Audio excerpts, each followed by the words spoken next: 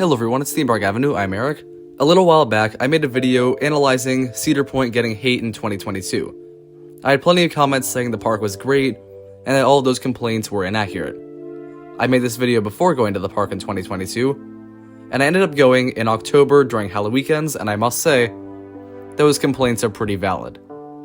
So in this video, I'll technically be doing a park review, going over my experience at the park, but I'm not really talking about the great roller coasters and all that, because you already know that kind of thing.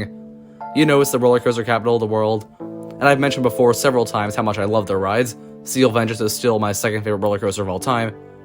But I'm really here to analyze Cedar Point in 2022 in terms of management, and the things that made the guest experience, at least in the days I went, and clearly based on the fact that I was able to make a video on the downfall of Cedar Point, the view of many others, I'm going to find out what may have happened. So first of all, the main issue I had with the park was not really operations, it was ride closures. So upon arriving on the Friday of Halloween weekends, stuff seemed to be opening pretty well. You had most of the major rides, Gatekeeper, Millennium Force, Steel Vengeance, not Maverick granted, and obviously Thrill Dragster was down, but plenty of stuff was open at first. I enjoyed getting on most of the stuff. Millennium Force is still super underrated, but the main thing in terms of waiting in the stations, something I had never noticed before, was the operators, I don't think this was a thing in 2021, were telling jokes that were somewhat in poor taste. I don't really want to elaborate on that in the video, but if you ask in the comments, I can kind of give examples, but I'll just say they kind of made me uncomfortable.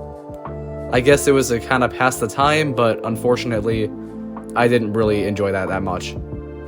Dispatches were pretty solid.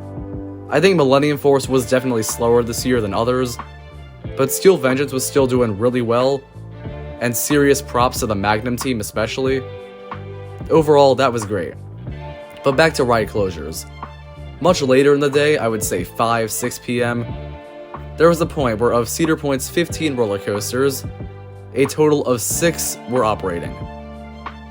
If I remember correctly, the kiddie coasters were closed the whole time, Millennium Force was open, Steel Vengeance and Maverick were both down, Gatekeeper was down, Valraven was down, Raptor was down, and the list goes on to the point where we had Millennium Force, Blue Streak, Magnum, Cedar Creek Mine Ride, Rougarou, and I'm blanking on the final one, but I'm pretty sure Iron Dragon was open.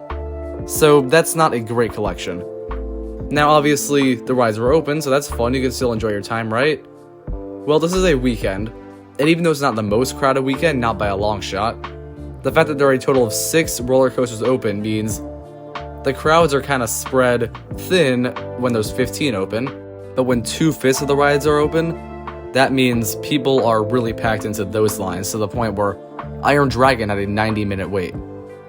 So this was unfortunate, and that meant later in the day I wasn't really getting on anything.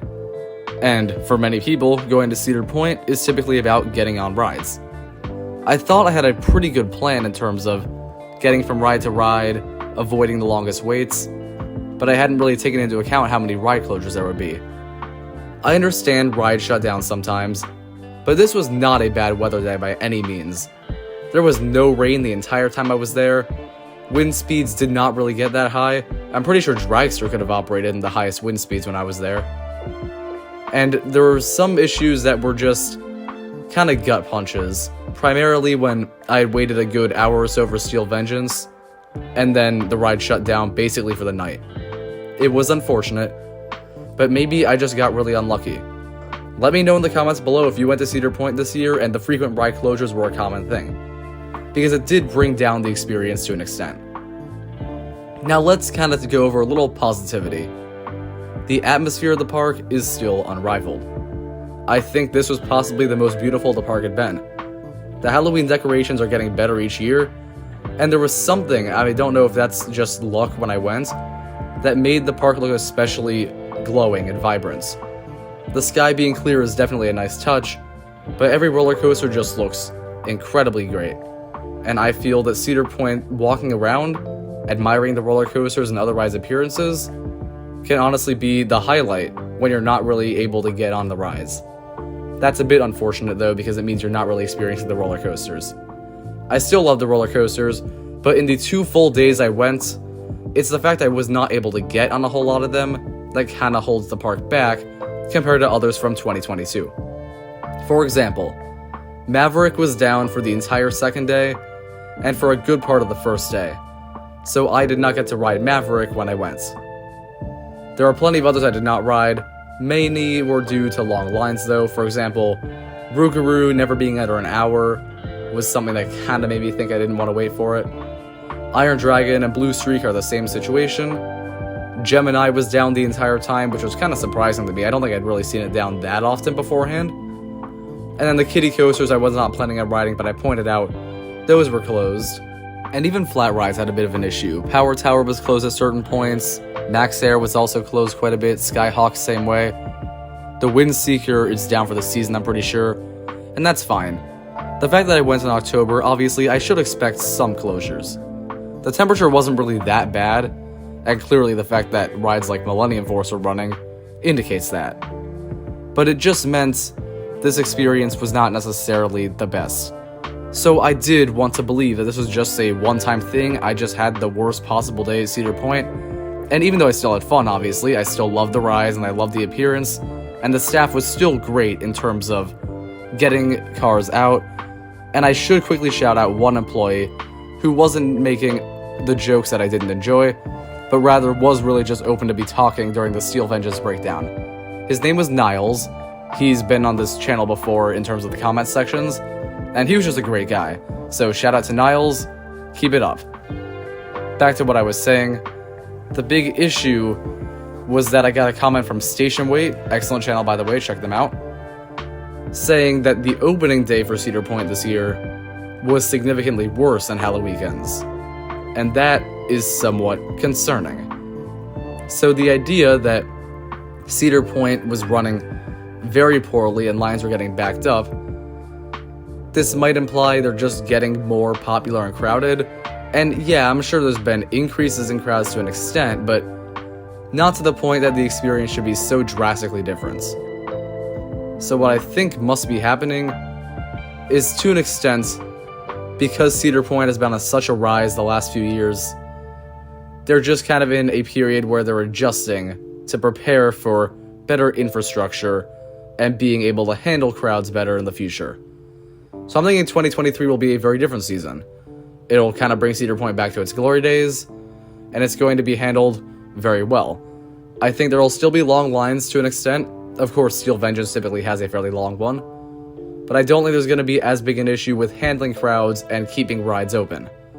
There will be less closures, but for now, 2022 was not the best year for Cedar Point, and I know I'm somewhat generalizing by saying that based on my one visit and just YouTube comments and similar, but it is something I kind of wanted to address because it's been talked about a lot, and after experiencing it myself, I felt it was good to talk about Cedar Point one more time. So the final thing I'll do is kind of draw a comparison to another Ohio Cedar Fair park, and that is Geauga Lake. I'm just kidding, Kings Island. I went to Kings Island in September. It was this weekend, very similar to Cedar Point. It was pretty similar crowd levels, probably a bit less. The one thing that stood out to me is that Kings Island was not necessarily insanely better with handling closures. There was a point where many of the major rides were down. Flight of Fear, Orion, The Beast, and Diamondback were all down at the same time at one point when I was there, and that actually included Diamondback being closed for the entire Saturday. Mystic Timbers and Banshee were still open for the big major roller coasters, and plenty of others were open as well. And I noticed that operations at Kings Island were just top-notch this year. I'd not been in quite a while, but man, Banshee's team is just insane. And the rest are great too. Lines were not really that long. I think the longest the entire trip I saw was 90 minutes, maybe just 75. And many roller coasters I was able to get on with just 45-minute waits, average probably closer to 20 or 30. So Kings Island, they were handling well. And with a similar amount of time spent at both parks, I was able to get on, including re-rides, approximately 25 rides at Kings Island compared to 11 at Cedar Point. So, if that doesn't indicate that one park was able to keep rides open and keep lines moving better than another, I'm not sure if anything will. Do note, this is not supposed to be a hate video directed at Cedar Point.